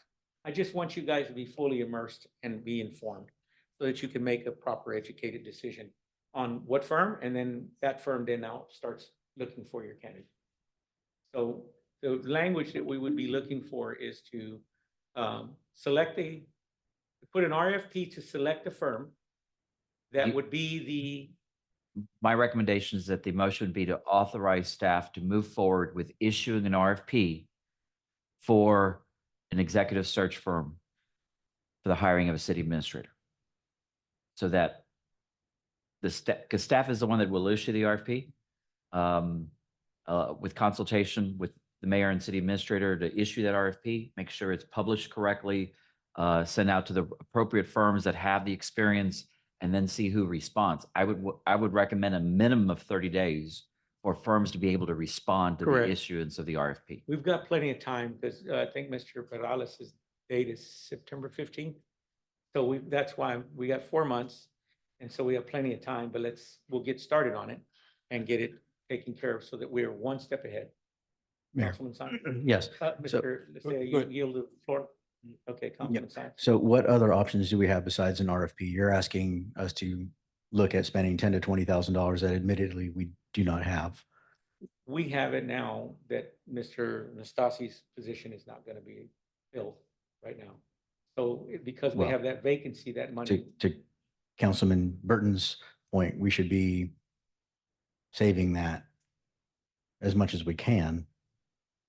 Are there, what I'm asking, are there other less expensive options versus sending out a $20,000 you RFP? could, that's just an example. It may not cost 20,000. That's what we have to Or find out. $10,000 RFP? Yeah, whatever it is, but it's well justified when you're looking for someone that's the head of your city like that. Right. It's I'm just asking, world-worthy investment. are there other options besides an RFP? The other option would be like TML, Texas Municipal League. You can advertise in that. There are other publications that you can utilize in the City Managers Association. There's others like that. There's International Managers Association. So yes, there's always other alternatives. I just thought with the RFP, you cut through the chase. It's a one-stop deal. They take care of everything completely, from the background checks to everything. So it's peace of mind that you just deal with one person, one stop, that's it. And it puts you out of the process as well from having to go through fielding these candidates, because that's going to be part of what you're going to have to do. It's not just going out to TML. You're going to get responses, and who's going to field them? And then you're going to have issues, Councilman Sine, where, well, why is he able to make that choice and that one able to make that choice? You see, there's going to be like maybe issues like that. And so to avoid that, you get a third party, it's disinterested party just to come in. That's what I thought was the simplest solution, even if it costs us, because we're going to have to spend money. But if we're already spending $200 and something thousand on a city administrative position, and we're considering reducing that amount to an acceptable amount, then perhaps that savings pays for it with the savings we save from that particular position. And if you really want to go further than that, you would consider eliminating the city position, the administrator's position, as soon as possible, and you save those 4 months of $12,000 to $13,000 a month that you're paying right now for that position, so that you can use that money towards selecting a new candidate as soon as possible. That's the other option you have. That's not a very viable option, in my opinion, due to the lack of institutional knowledge that we would have with a vacancy. Those are just options I'm throwing out there. Right. So I would like more information on the other alternatives we have versus an RFP before I would agree to issue an RFP. Counselor? One of the things, the issuing of the RFP is not going to be expensive. You'll get the proposals and then you'll see how much they'll Right. cost, and council can decide whether it's worth the cost or not. And so that's totally at the option of the council. The RFP issuance will be a minimal cost with the publications and sending it out to TML Magazine and wherever else you decide Right. to advertise the RFP. I do know that the last time my firm did the advertisements, we received the resumes and then submitted those to the council for their review. That was at a minimal cost, but again, we don't do what the mayor was saying with consulting firms that double checks their references, double check. We just gather the information and provide that to the council. So again, that's a cheap way, but you don't get all the services that Right. are being done by the consulting firm. But at the same time, as I mentioned, you issue the RFP, you'll get the responses back, and that at that time, you'll see what they cost. I will tell you that a city larger than this, but not much larger than this, just issued and hired a consulting firm, and it was 17,500 for the services. That's roughly what I researched as well. It could go up to 20 in some cases, depending how many candidates you field, what kind of vetting process is involved, all that stuff. But again, that's within your purview. You can give that firm instructions once you start the dialogue. The only thing I'm wanting to do is let's start dialogue. And if you want, you can amend any motion you want to make to say, in addition to the authorizing staff to issue RFP to select the firm, you can also add on there, I also would like to authorize the staff to conduct research with TML to see what it would cost us if we were to place an ad with TML, with Town and Country, with, Texas Municipal Law, Association, of the City Managers Association. So you can add those on there if you want to do that as well. I'm just giving you the most easiest alternative from my experience, and then also what can possibly serve us better to get a qualified candidate for our city, a very qualified candidate. And it's important because of the past experiences, which I'm sure y'all are very well aware of. We don't want to repeat those again, where we have individuals that have not been properly vetted, and they've been hired by either the former mayor or whoever it might have been in charge of that, and they're not vetted properly, and then these things occur where there's questionability on things that might not have occurred if you probably would have vetted them. So, and I'm talking generalities because I don't want to go into certain subjects, but you have to be careful because the taxpayer monies is entrusted to us. And when people walk away with it, we have to be very careful that doesn't happen. And so that's all I'm asking is that, as your mayor, I recommend that this is the best course of action in my opinion to take, because it's less stress. You don't have to deal with it. They'll do it for you. The one-stop deal. Costs you, but you're paying for what you're paying. And if you look at all the other things we're spending money on, this is a very good investment in terms of investing into your next election. Who's going to be leading the city as a city? I'll yield my time to Mr. Lysia. Councilman Sam. Yeah. Just going over on the RFP, what would be the qualifications for the organization? Who would be able to put in for it, or how does that work? What I was wanting. Is there limitations is what I'm looking for? Sure. What I would recommend in the way TML guidelines tell you, and I can provide that to you, I'll get you copies of that. Mhm. The guideline is about, I think it's 30 pages, somewhere like that. And it tells you step by step how you should do it. Yeah. And when a city wants to hire a new city administrator, what are the criteria that need to be met? And in there, it covers those subjects that you're asking about. But the guidelines basically would be is, what do you want as your next city administrator? What kind of qualities are you looking for? You want someone with strong economic development skills? You want somebody with good finance skills? You want someone with good inner city development skills? What is it you personally, as a councilman representing your city, wants in that position from that person that you want to select and consider for? So my suggestion would be sit down and write those things down. Look for those traits you're looking for. Look at the things that you're wanting your next leader to do for you, your next city administrator, and then do your wish list, and then bring it to us in the council meeting of the 24th. You're well prepared. Everyone has input. Everyone provides that input. And then now we move forward with saying, once we got the RFP firms, you say, that's the firm I want, not this one. And you collectively come to an agreement to that. Then we give instructions for staff to send it out to that firm.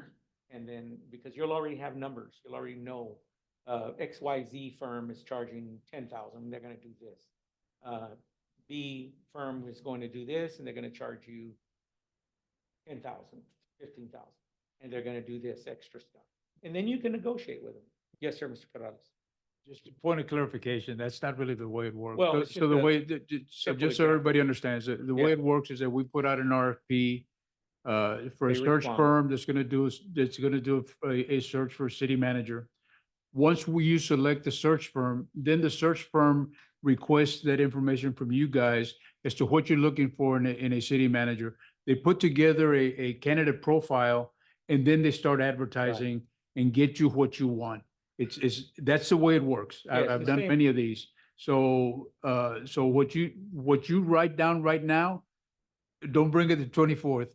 Wait till we hire, we Right. get somebody in here, they will be asking you those questions. But I guess So what I'm that's the saying way, is. that's the way it works. But start Well, right yeah, now get thinking about started- what you get want. Started on, in other words, get an idea of where you're headed, so that when these firms do contact us, you're way ahead of the firm. So I was just putting it in a simple format for them to understanding. And so if we don't want to discuss it at the next June 24th, you don't need to until they come back with a return on their answer of how they're going to do it for us. Right. question you want, they will And you ask you those select. questions. So It's the same thing as selecting the city administrator. You're just going to select the firm that you choose, that you like, to do that search for you, to find you the city administrator. So It's a they, two-step process. in essence, they're going to bring their proposal to us, Yes, telling us what they offer. Right. And then from Exactly. there, we can decide, Yes, sir. you have too much, you don't have enough, and we'll move forward. yes, sir. So pretty much it's open to any organization Right, that wants it to. right. And you'll have time to feel these people out, Okay. to finally choose one that you want. So right now, all I'm looking, or we're looking for, is a motion to move forward to do that. And it's basically to authorize staff to issue an RFP to select a firm. Mr. Mayor, I do want to make that motion to Okay, Councilman. Salas. look into the avenue and the cost of advertising. Okay, we have a motion on the floor. Do we have a second to that motion? Hold on. Okay, We won't know Go that ahead. cost until, we won't know that cost until they, To respond to the RFP. exactly. So point of clarification, Councilman Salas, you're asking for the city to go ahead and start preparing. I'm asking to look into the cost of advertising So the that for that position. So the proper language I think he's looking for is what you reiterated earlier. Authorize staff to issue an RFP to select a firm, not a city administrator, a firm, to present their credentials and how their process is going to work. From that list that responds, you will choose from that Very list. politically put. Well, Thank you. It's legal language is what he wants from us. But So if you want to say it, we can. That you just said, and I Okay. concur. Is that a good, counselor, on the motion? Yes, sir. Okay, so then the motion's on the floor right now to authorize staff to issue an RFP to select a firm that eventually will be selected from the responses, that will be the firm to select a city administrator at your choosing. Do we have a second to that motion? I'll second. Okay, a second, Jock Burton. All in favor? Aye. Okay. So we have two ayes. Wait, Um, we need a discussion. Okay, so let's have I think another Mr. discussion about it. Birdie has. to say. Mr. Valverde? No, not at this time. I don't have any discussion. Okay, is there any concern about the authorization and the reasoning behind why you don't want to move forward with getting an RFP? From any of the council members? Councilman Lysia?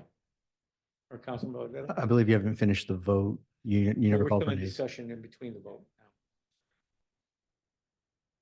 Right, I'm not sure if this is the correct.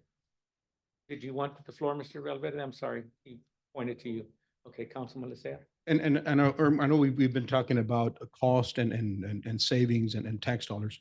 We've done this process in the back, where we use a firm to help us get a city administrator. Is it an option to go back doing that process? That's what we're doing. Hmm.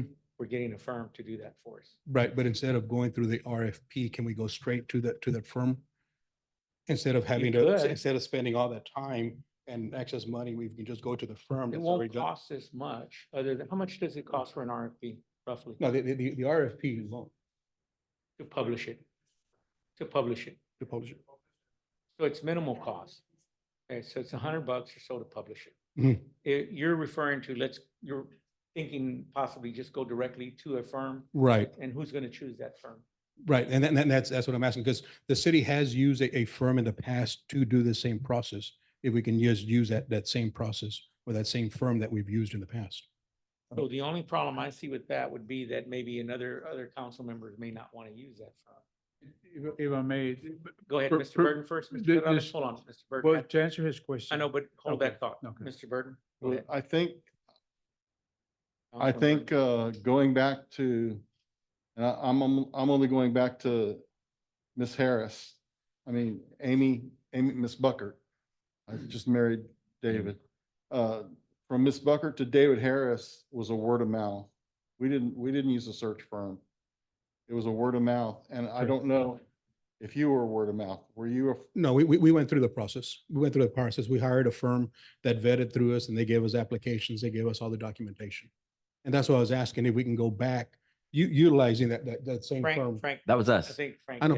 yeah. Yeah, but again, as I explained, we simply So we did word the of mouth. advertising. word of mouth? Right. Well, we did the advertising at TML, at ICMA, Texas City Managers. We did the advertising, accumulated the resumes that came in, and then brought those to the council.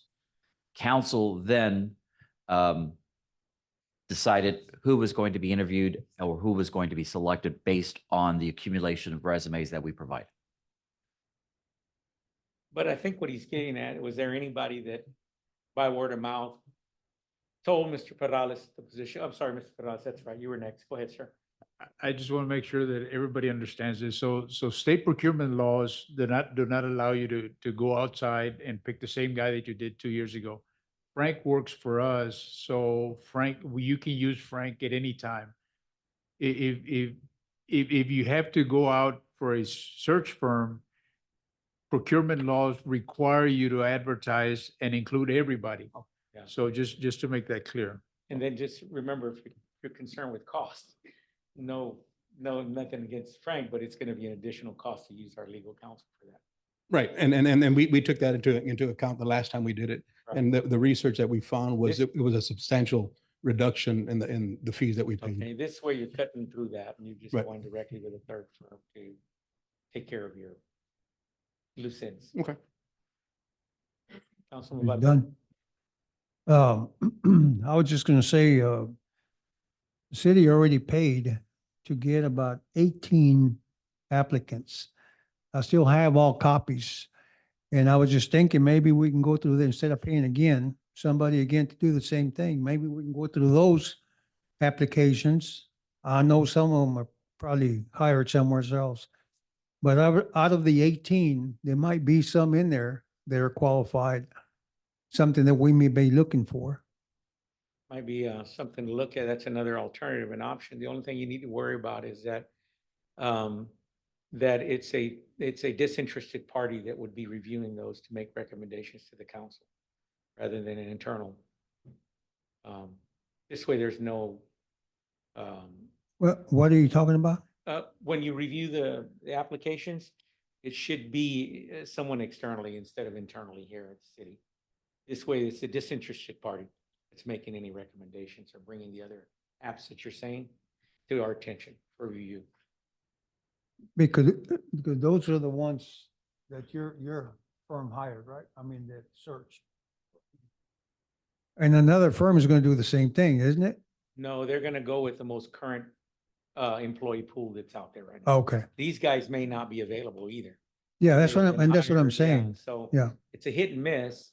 And so this is one of the reasons why I want to do it early. Because if we run across this kind of like selection process and we can't come to an idea, an understanding as to what's the best course of action to take, at least we have enough time to kind of like come back and, All right. know, I'm do just what we trying need to to do. save money. yes, sir. Thank you. I understand. No, that's, we're all doing that. All of us are. But in some of cases, you don't have a choice. You have to invest into that selection of a qualified candidate. Go ahead, Mr. Burton. So Frank, what's the motion on the floor right now? The motion on the floor is to go ahead and proceed in directing city staff to issue an RFP for a consultant to come in to assist the city with the search for city administrator. And so you're spending $100 just to get an idea of what they're charging, what they'll do for us. I think it's well invested money. You know, $100 or so to just get that information before you. You're not taking any action to choose anything other than sending out an RFP to give you the information, just so you can look at the different responses of who wants to do the work for us. That's it. And it would be like remiss if you didn't, because you, like you mentioned, you have another baseline to work off of. See, it just gives you another baseline. That's all you're doing. You're not doing any committal decision other than that. And it would be to the tune of $100 or so to do something like that. I think it's well worth it. So I rest my case there. It's the purview of the council. So you have they have 2 ayes right now with Jack and David. Do we have any other input from anyone else to do that? It's been customary for, and You want to again, go one by one? I or nay, or I or nay, as we Okay. call each individual. That way we get the recorded vote. All right, so Councilman Burton, Yes. so aye. Councilman Sellers, Aye. okay? Councilman Lysia, With the understanding we're moving forward with the just soliciting. that's it. You're not Yes. doing anything else. Okay, Councilman Lysia, aye. Councilman Sines, Nay. okay?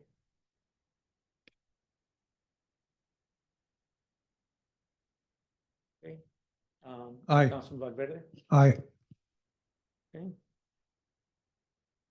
So we have 1, 2, 3, 4 ayes and 1 nay, correct? Okay, motion passes. Thank you, gentlemen, very much, and then you can make your decision by looking at that RFP. So let's see what we can do with this next item, number 3. Discussion, consideration, and possible action on option to offer contracts to other municipalities, law enforcement departments, or entities to utilize the Balcones Heights Dispatch Services to serve as an alternative revenue resource for the city of Balcones Heights. Now, just to be sure that you understand, everyone on the council, this is not definitive.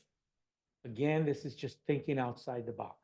All I'm trying to do is stimulate y'all with an idea like this. Instead of us going out contracting for the 911 services to someone else and spinning that, and the talk that was to eliminate our dispatch and to contract to another one, I thought, why not do it around? And I think Mr. Burton is the one that discussed this with me. I know that another council member had positive thoughts on that as well. So I'd like to open up for discussion. And whoever, Mr. Burton, you have the floor. Mr. Peralez, where are we sitting with that? I mean, I know before we got sworn into office, Castle Hills was a no-go. So what's our current situation? It's on hold till you guys get on board. Your predecessor, I always had mentioned when we first got the dispatch through a grant, that we should be proactive, and at the time, not now, but at the time, was the state-of-the-art dispatch. You know, it's like a car stereo. Next year, there's one with more buttons, more switches, you know, so technology goes. I think it would behoove us to look into, and citizens want to keep their dispatch here. Overwhelmingly want to keep their dispatch here. To look into,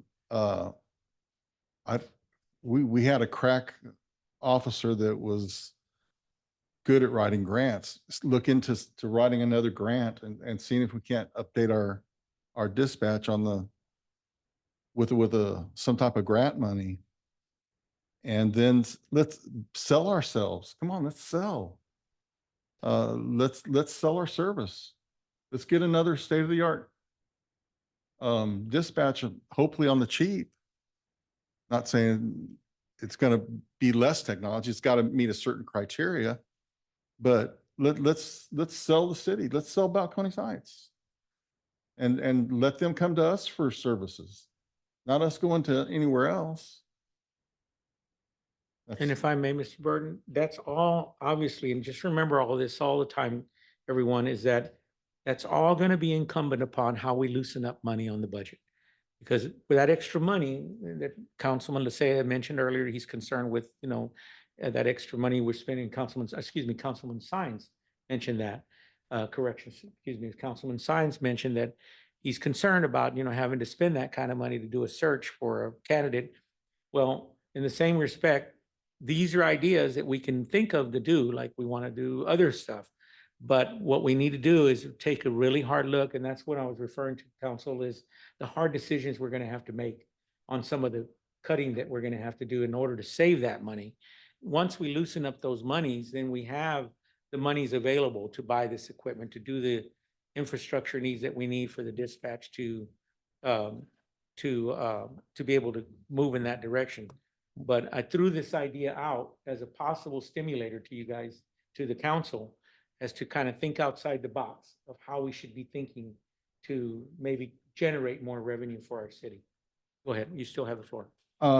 Well, as this reads, discussion, consideration, possible action to offer contracts out to other cities, but we can't do that. I don't think we can do that with what we have in-house. Is that not? Yeah, Chief? No, I'll answer that one. I mean, Okay. it's real simple. If you consider, and I told the mayor this, and this is how I described it. If this is the animal kingdom, the big animal doesn't eats the small animal. The small animal never eats the big one. You don't have many cities around you that are smaller than Balcones Heights. One of the things that I did when I approached the two cities that I worked with was made exactly that offer. And that was immediately dismissed because there's no way they're going to come to us. So it's the reverse. So if you look at cities that are smaller than yours, you can go to maybe a couple of cities up north of 410, and then you have to go south of 410.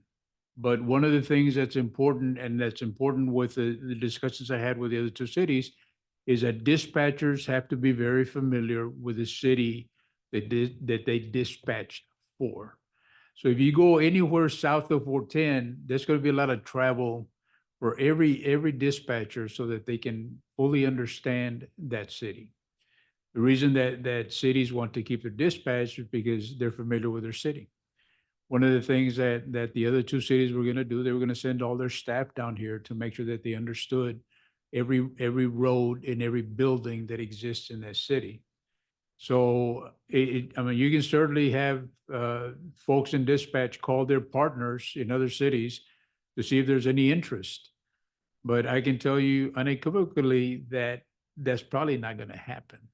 And so, I mean, we keep talking about making substantial impacts to your expenditures.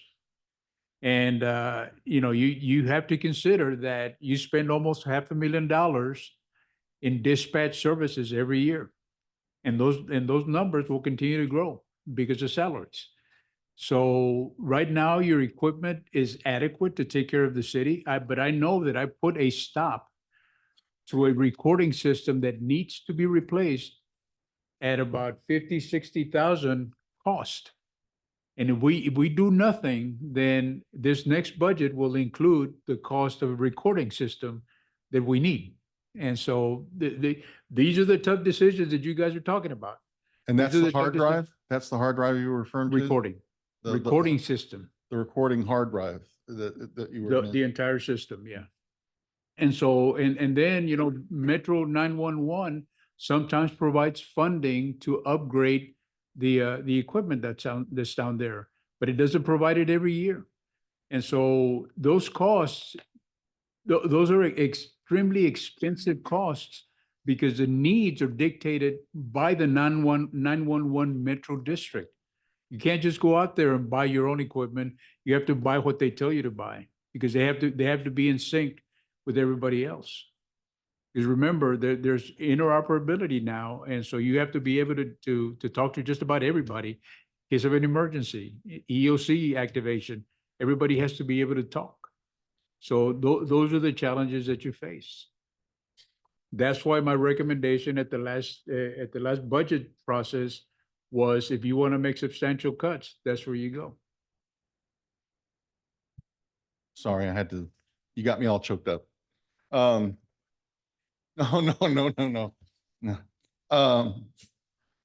Are you any good at grant writing?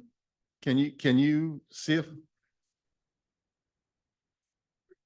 you do Windows? Like I said, there's very few grants that are out there now to be able to get the type of equipment that you need. Really, what your only alternative is really to get it through Metro 911. And I think those funding opportunities have already been expended. I know that one of our cities immediately north of us just got enough funding to be able to upgrade their equipment. But it's something that they provide, and they're on schedules. So You yield? So there's always obstacles in everything, and that's what I've been hearing every time we try to come up with ideas and, different approaches, and whether it gets done or it doesn't get done, it matters to me, but it really is not something that I'm gonna lose sleep over, because I've done my job, and that is to present the option, to present the alternative, to present an idea to you that you might be able to expand on, or you might be able to discuss in greater detail. So I feel comfortable with whatever direction the council wants to take on this. On anything we do as far as city business here is concerned. It's not something that I'm gonna take in any way whatsoever personal. It's strictly business, and it's within the purview of the city council. But I would like to hear more from staff in the future. Um, I respect and I appreciate the truth, but to take more of a positive approach, and in so much that you bring out the negativity of possibly doing something like that, look at the positive side of maybe if it's feasible that we can do it. And rather than Josh? just throw out numbers all the time that say, can't be done because it costs too much, can't be done because of this and that. A lot of things can't be done, but you got to make an effort. And sometimes you have to invest a little money in it. But the return, if we do it correctly and do our research correctly, then we can justify it by saying this is a long-term result. If we're bringing in an extra $150,000 to $200,000 a year, just as an example, once we do the studies, the impact analysis and the evaluations of entertaining something like this, then it's worth it, because that's the long-term goal that we have. And you're not gonna strike gold on the first week, the first month. It's gonna take some time, but the effort of looking for an extra source of revenue is there. Councilman Sellers? Yes, I'm all for positive thoughts. Mhm. And a big positive thought is as soon as we stop paying Mr. Gilbert, we'll have the money for the dispatch. I Mr. I Mayor, agree. Yes, Ma- Councilman Science. Mr. Perales, in your discussions with other cities, what was the contract rate that we were going to charge other cities? You were going to charge? If another city was to come to us, what would we? We never got They to were that gonna point. charge us. We never But- got to that point, but- because there wasn't even a consideration on their part, Yeah. to come. But I with mean, us. if we did go to a smaller city, Poteet or Jordanton or something like that, that was amenable to using our dispatch services, what would the annual charge be? Well, I mean, you'd be looking at having to add at least a couple of positions and another monitor. So you're looking at about anywhere between $150,000 and $200,000. Okay.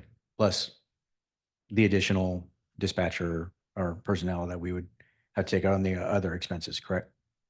Okay, so it wouldn't be $200,000 in gross or net revenues to us. So you have to look at workload, and that's one of the things that we have to provide the other cities, the other entities, is you got to provide workload. And then based on the workload, they determine how many individuals they need, how many positions they need. And remember that for every position, you need 4 bodies. So every one position is 4 bodies, guys, because you have to cover 365, 24 hours, 7 days a week. Okay, and you got to account for, vacations, sick leave, all that stuff, training, and there's a large requirement for training. So you have to, when I say you have to create 2 positions, you have to hire enough people to be able to fill those positions. Hopefully what you have on board can cover some of that, but you're going to need more people. Right. And, We would also need the upgraded recording equipment you need and the and then you upgraded need dispatch you need the proper consoles. equipment to more provide, screens. all that, yes. Okay. So it wouldn't be a even swap. It'd be a significant financial investment from us. Right. I mean, you have to invest if you want to sell something, so. Thank you. And so you would do the study, Mr. Science, as to how that return would be, if it would equal. And if it doesn't, well, it doesn't. But it's valiant effort to try at least something and to look into it, maybe review how you can utilize it or not utilize it. But it's an option to us. It's available. You look at it as an investor. Is this an investment that it would be a return back on the taxpayer in utilizing that? And what, basically the fundamental basic understanding of that would be that if you do nothing, you're still in the same position you were before, where you've got $427,000 that you need to make on that dispatch you currently have. And so this is, I assume, why Mr. Perales was looking for the direction. I guess, Mr. Perales, I'm not sure, I'm not informed how that took place, but where you were searching to outsource the dispatch, correct? That was my recommendation to council during the last budget Okay. cycle, to address some of the shortfalls that we're looking at. Because it was like at $427,000. So you have to balance those alternatives, and that's what I was trying to do. Just looking at options. Councilman But, Burton? but just, keep in mind, citizens want the dispatch overwhelmingly. But Yeah, remember they don't wanna this, outsource.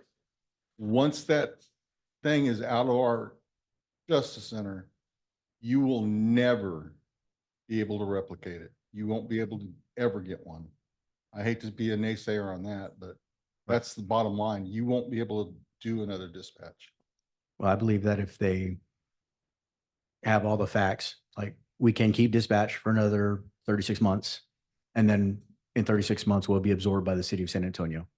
Or we have other options we need to look at. That may be a part of the equations that our citizens need to be made aware. With your mentality there, though, what you're saying is if we keep paying 200,000+ for a city administrator, we may be incorporated into San Antonio. And So that's and not the ver- way to look at it. The way to look at it is to be proactive, which we're not at the end of our rope yet, to do something about it. Come up with some positive thoughts on how we can keep our dispatch. We're not at the end of our rope yet, but you're already incorporating us into San Antonio. Well, he's just bringing out the possible worst case scenario that's been floated out there. Mhm. So again, That it the just mayor gives you a brought up. baseline. He's trying to give us a baseline. Either, both of y'all finished there? Okay, Councilman Lucero? And I know we've talked about wanting to do this. What I'd like to do before we go any further is get a in-depth study as to what it would take just for the equipment. I know we mentioned repeaters. I know we mentioned staff. We failed to mention the generator. That's going to be about another $300,000. That's part of the building that has to be running and at 100% so the dispatch center can run. So it's. That generator was so- just rebuilt. Hold on, let him finish. Councilman Burton, So- let him finish. So what I'd like to do is get a baseline study to tell us exactly what it's going to cost to get us to a state-of-the-art facility. Not piece it together, not just replace this piece or that piece. Is it going to take a second council? What is it going to take? And I'd like to see that total number before we move forward with any discussions on doing this. Okay, there is, Councilman Burton, now you have the floor. Go ahead. Are you finished, Councilman? Yes, sir. Okay. Councilman Burton? I didn't understand what you meant by second council. I If didn't we're understand going to what you need, meant if by we're second- going to need additional equipment, if we're going to need another bench, if we're going to need more equipment, another Oh, council. Council, like For- a for the council- dispatchers. Control Council for the council, dispatchers to Console, sit. okay. not city council. No, if I we're was gonna thinking need another more, council. if we're gonna need more equipment, what is that gonna cost us?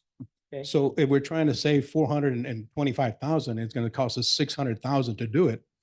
We're going in the wrong direction. And then what kind of return we can get E- back. e- if it exactly. doesn't Balance out. Right. For the long, and that's logical. I think that's a logical approach he's recommending. Now, to whom do you think we should task this with, as far as doing this study? Would you want to? We can probably contact Metro 911, find out what their guidelines are to I have run a a meeting. state-of-the-art equipment to Okay. make sure that we can offer that service. All right, I'll get with them. I have a meeting set up already with them, Mhm. and I'll get with, I think it's Haslocker and the general manager as well. And I'll come back with an answer on that. Now, there is a study case that I looked at that I'd like to recommend to you, Mr. Valverde.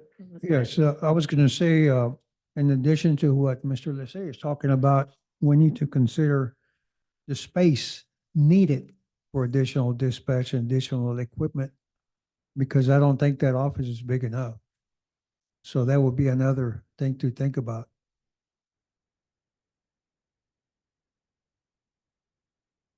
Thank you. Okay. Now, you do realize that you're taking the case and scenario that we're gonna have like people lined up to come in and use our dispatch service. I think it would be a step process. We would start out with maybe 1 or 2 clients. But again, we'd have to, as Councilman Lysia said, look at the cost factor versus the investment, of what it's going to take to do something like that. And if the numbers don't turn out, well, obviously, even in the long run, then it's something we need to reconsider on and look at. So I think we've all brought out very valid points. There is, I recommend to you, and this is going to be in the other direction, but at least you can play devil's advocate on this. Look up this city. It's called Westlake Hills City. It's in the internet. Look it up. And they've had a number of discussions regarding how police dispatch services are provided for the Westlake Hills Police Department. And currently those services are provided as an in-house dispatch department, very similar to our situation. Most other small and medium-sized law public safety agencies contract with their county or other typically larger agency for dispatch services, what we've talked about. I am for one that I don't want to take our dispatch services out of here. I want to make that clear. I am for keeping it here. But again, to give you a baseline, as we've been discussing before in terminology, and to give you playing devil's advocate, looking at both sides of the coin, take a look at this article if you can, read it. There's about 5 or 6 pages in here, how they approached it. There even is some questions like, for example, once dispatch services are contracted out, what will happen if I call a non-emergency PD phone number? And this is an agency that was looking at contracting with Travis County. Westlake must be close to that area. I didn't Google it, but you might want to look at that. It's not, okay, I wasn't familiar with this, I've never been there, but it's a perfect template example of what you can look at and what Mr. Perales was trying to accomplish by recommending it initially to us. And so this way we can play, devil's advocate with it, look at both sides of the coin. Even though we're adamant, some of us, that we don't ever want to move our dispatch services from here. And I think, Mr. Valverde, that you share that as well. So I did. Yeah. I won't, I don't want dispatch to leave. Okay. All right. So let's look at those alternatives, and then I'll leave you with here tonight. I think we finished up with the idea of just think outside that box. Let's start working together towards some productive ideas where we can help our city get better. Mr. Burton? I think the previous council had mentioned something about doing a tour of that Bear Metro 911 just to see what I that, can what that explore that looks as like. well. Any other ideas? Would y'all be receptive to a tour? But it'd have to be a walking quorum, wouldn't it? Would it be a walking quorum on No, that? no, Frank? sir. The city administrator could simply post a notice of quorum that a quorum of council would be taking a Perfect. tour, but no action would be taken. So as long as you do a notice of quorum, it would be not in violation. Okay, let me get with the representatives of 911 and I'll get back to you guys. Yeah, and it'll, I think that tour will just be to see it, because the last report we had is 911 was not taking any more cities. Okay. So it would just be Alright. to see it. It's Good a to very, see how it's operational. right. It's a very nice facility, very state of the art. They have 4 or 5 redundant pieces to all their equipment. So it's very, very well organized, very well run. Yeah, they're very well funded too. Got their budget and they're big bucks, big money. Okay, so if there's nothing else, I think we have, that's it. We're gonna have an adjournment. The time is exactly 8:08 PM. And unless there's nothing else, we will adjourn the meeting. And I want to thank each and every one of you very much. Members of the audience, thank you for being here and attending our council meeting. We look forward to seeing you again.